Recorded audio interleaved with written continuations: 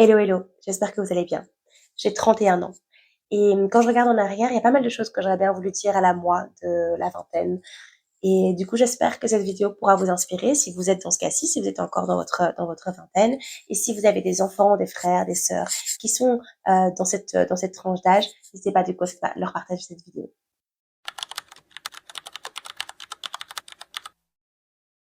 Arrête de te comparer aux autres.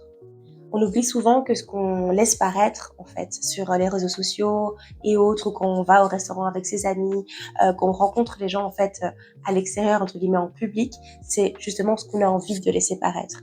Et c'est que ce n'est qu'une fraction de ce que les gens vivent. Ce n'est qu'une fraction de ce que les gens ont. Ce n'est qu'une fraction de ce que les gens vivent, en fait, au quotidien. Et très souvent, on a cette image un peu parfaite, du coup, du couple idéal, de la vie idéale, des études idéales, de toute cette vie idéale en fait que les autres ont, des corps aussi idéaux, enfin voilà, de toutes ces choses-là, alors qu'en fait, on oublie très souvent que sur les réseaux sociaux, etc., on ne dit que cette fraction de choses-là. Combien de fois, lorsque des amis ou autres vous demandent comment ça va, est-ce que vous leur dites réellement comment vous vous sentez? Combien de fois est-ce que vous parlez réellement de soucis que vous avez, que ce soit financiers ou autres, comme ça, à la vue de tous sur les réseaux sociaux? Très, très peu. Donc en fait, on a tendance à se comparer très facilement, à comparer notre vie, notre physique, nos capacités, notre voix, nos cheveux, enfin bref, vraiment tout avec cette image que nous renvoient les réseaux sociaux et notre entourage de manière générale. Donc vraiment, arrête de faire ça et prends cette énergie pour l'investir justement en toi. Prends cette énergie pour prendre soin de toi. Épargne ton argent.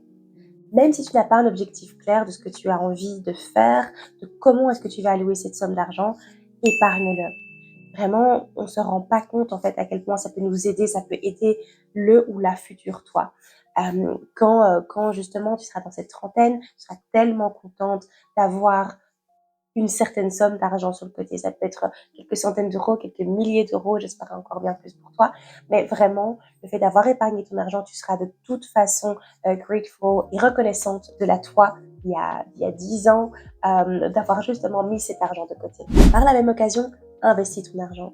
Il est jamais trop tôt pour commencer justement à investir, pour commencer justement à apprendre à investir et faire fructifier son argent. Tu t'imagines que si tu commences à faire fructifier ton argent et à investir à 20 ans, même si ce sont de très petites sommes, cette petite somme aura déjà 10 ans pour fructifier, ce qui est énorme. Imaginons tous les intérêts composés, etc., que ton argent pourra créer et engendrer, c'est énorme. Donc même les toutes petites sommes, ces sommes que tu penses potentiellement insignifiantes, vraiment, mets-les de côté et investis-les. Achète de la qualité et non en quantité. Le nombre de fois, je me souviens d'avoir été dans des petits magasins, des petites bijouteries de fantaisie, etc., acheter d'innombrables choses, vraiment d'innombrables choses parce que le montant était très petit. C'était des petites choses à 5 euros, 4 euros, 10 euros, enfin voilà, très petits montants. Et j'avais l'impression faire une bonne affaire, de faire vraiment, vu que j'avais beaucoup de choses, je me disais, ça, c'est super, Esther, tu as bien fait. Mais en fait, pas du tout. Et j'aurais fait une rétrospective de mes 10 années dans la vingtaine.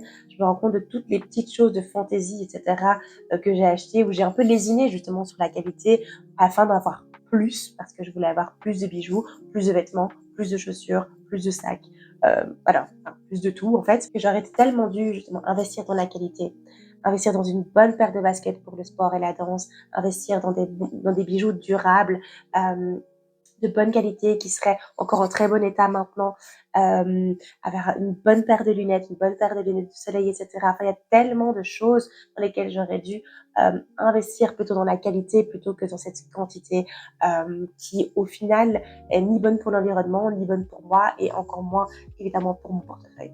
Prends soin de ta santé mentale. Avoir un psychothérapeute, un thérapeute, un psychiatre, s'il le faut. Tu sens qu'il y a quelque chose, il y a quelque chose qui va mal, qu'il y a des périodes down, ou tout simplement que tu as besoin d'aide, en fait. Vraiment, prends soin de toi, investis en toi et prendre soin de sa santé mentale, ça ne peut que être bénéfique sur la durée. Tu rentreras dans ta trentaine, sachant qui tu es, en étant plus apaisé, en étant plus serein aussi et surtout en allant mieux. Entoure-toi bien. Entoure-toi de personnes qui ont les mêmes objectifs que toi. Entoure-toi de personnes qui sont bien pour toi, qui ne sont pas toxiques. Entoure-toi de personnes qui te motivent, qui sont bienveillantes. Entoure-toi de personnes qui vont te mener justement vers le haut. Crée-toi ces amitiés-là. C'est tellement important parce que ce sont des amitiés que tu te crées comme ça dans ta vingtaine sont normalement des amitiés que tu pourras vraiment nourrir et avoir potentiellement jusqu'à la fin de ta vie. Et je me rends compte maintenant, je suis tellement reconnaissante des amis que j'ai autour de moi, des liens familiaux que je me suis créée. Et c'est vrai que d'un côté, j'ai peut-être ce petit regret de ne pas avoir nourri ça encore plus et d'avoir plus appris de personnes aussi qui étaient plus expérimentées que moi, des personnes qui avaient plus de bagages justement que moi et de potentiellement ne pas les avoir plus écoutés ou ne pas avoir eu ces mentors en fait dans ma vie. Mais vraiment entoure-toi de personnes encore une fois bienveillantes, des personnes qui te veulent du bien. Prends du temps pour ça. Et business-wise, n'oublie pas aussi que les personnes avec qui tu évolues justement dans ta vingtaine seront peut-être demain aussi des dirigeants d'entreprise, seront peut-être demain aussi des médecins et autres. Et ton réseau est tellement important. Parce que quand tu rentreras dans certains projets de vie, des projets de parentalité, des projets de business et autres, eh bien, tu auras toutes ces personnes-là autour de toi que tu connais, pourras contacter et vous pourrez vous aider en fait dans ces situations. Ne pars pas trop tôt de chez tes parents. Si tu as évidemment la chance de pouvoir encore vivre avec ton père ou avec ta mère ou avec tes parents ensemble ou des grands-parents ou autres, vraiment profite de ça. Profite du fait de pouvoir travailler au début quelques mois, peut-être 1 an, voire 2 ans, en tout cas quelques temps pour pouvoir vraiment mettre cet argent de côté, te stabiliser, te faire à la vie professionnelle avant de te lancer justement dans ce bain du monde des personnes indépendantes et des personnes qui ont 1 milliard de responsabilités, parce que c'est énormément de responsabilités, de charges, de devoir entretenir un logement, etc., payer aussi un loyer et autres. Et donc, si tu le peux, vraiment, retarde un petit peu le fait de quitter tes parents. Voyage, voyage, voyage. Quand on est dans notre vingtaine, on a encore cette insouciance, on a encore évidemment cette énergie, etc. pour voyager. Et c'est, je pense, les moments où en fait on serait plus à même de faire des voyages un peu inconfortables, enfin style camping, etc. par exemple, ou de voyager à l'autre bout du monde. Encore une fois, on a un petit peu moins de responsabilités. En tout cas, on en a moins de manière générale si on n'a pas encore évidemment d'enfants et autres. Et c'est l'occasion de pouvoir voyager. Donc vraiment, voyage si tu le peux, voyage loin, sport, apprendre voilà, à connaître plein de nouvelles cultures, découvrir plein de choses à manger, etc.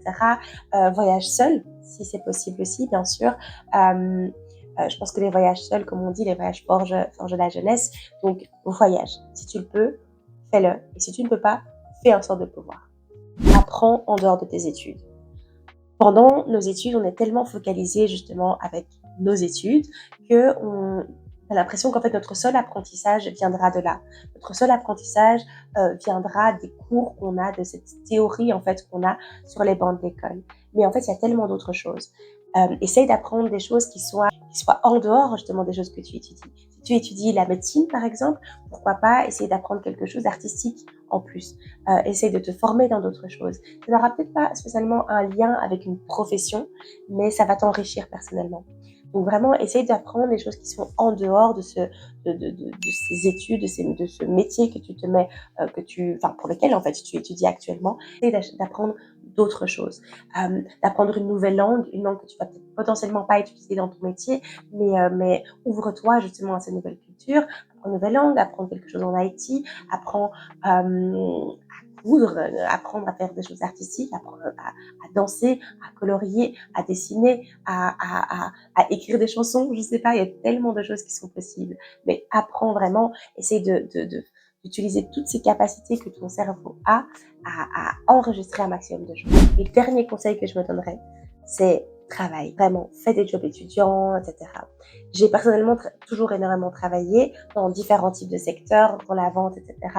Et je pense que c'est une des choses les plus positives que je retienne aussi en dehors de mes études, etc.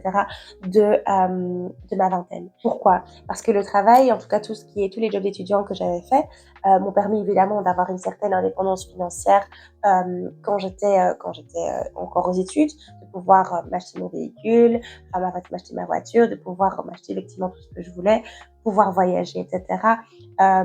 D'avoir déjà ces notions aussi de gestion financière, de savoir gérer mon propre argent, qui est assez intéressant parce que c'est pas quelque chose qu'on apprend sur les bancs de l'école. Donc ça, c'était la première chose. Mais surtout, ça m'a permis en fait de faire des jobs que je ne ferais potentiellement sinon jamais en fait. J'ai étudié plutôt la finance, je travaille maintenant dans le recrutement, mais pendant mes études, j'ai fait des jobs de vente. J'ai travaillé dans les magasins, j'ai travaillé dans l'ORECA, j'ai travaillé dans les événements, l'événementiel, etc. également. J'ai pu créer en fait ces expériences qui m'ont forgé en fait maintenant. J'ai pu rencontrer des personnes que je n'aurais en fait jamais rencontrées dans ce monde du travail. J'ai pu me créer ce réseau-là. J'ai pu aussi tester différents types en fait d'environnement et voir ce qui était pour moi, ce qui peut-être moins fait pour moi. J'ai pu créer aussi de la résilience, de la résistance au stress dans certains rôles, surtout en Oreca. J'ai pu travailler différentes langues aussi parce que je suis en Belgique et donc du coup en Belgique on a en tout cas à Bruxelles, on a des francophones, des néerlandophones, on a beaucoup au fait aussi de personnes internationales et donc on parle les différentes langues et toutes ces expériences-là, j'aurais pu difficilement en fait, voire jamais les avoir en tant que travailleuse full-time ici depuis quelques années. Donc vraiment, travailler en dehors de ses études, avoir ce pied dans le monde du travail, peu importe honnêtement ce que c'est comme type de rôle. Et sur votre CV, ça fait toujours beau aussi. Et vous, quelles sont les choses que vous auriez voulu partager avec vous-même, du coup, dans votre vingtaine? Et si vous avez la vingtaine maintenant, quelles sont les choses que j'ai citées ici qui pourraient vous inspirer, du coup, que vous aimeriez potentiellement appliquer dans votre vie? Merci d'avoir regardé la vidéo. J'espère qu'elle vous aura plu. N'hésitez vraiment pas à la partager avec les personnes qui pourraient être concernées. Faites un petit like, un petit abonnement si ce n'est pas encore fait. Et je vous dis à très très bientôt. Bye bye!